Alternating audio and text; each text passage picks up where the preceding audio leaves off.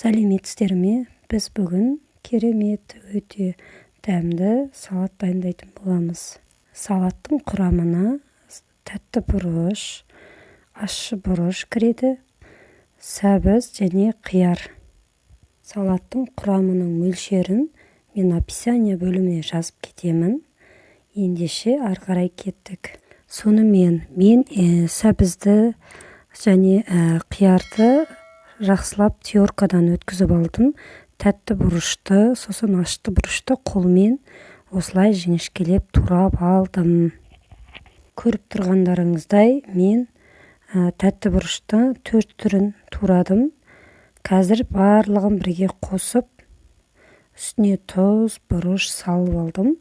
Сіздер қалауларыңызға қарай қосарсыздар. Дайындап болғаннан кейін мен сұйық майды 100 граммдай ысыттым. Жақсылап ысыттым. Мен соя тұзын қостым. Қаласаңыздар қоспасаңыздар да болады. Осында 100 грамм сұйық майды ыстық алғаннан кейін үстінен құйып жібердім және араластырдым. Жақсылап құйып болғаннан кейін толыққанды араластырамыз. Өте керемет, әдемі ароматный иіспен бетін жауып 1 сағатқа қалдырып қойсаңыз болады. Холодильникке қою міндетті емес.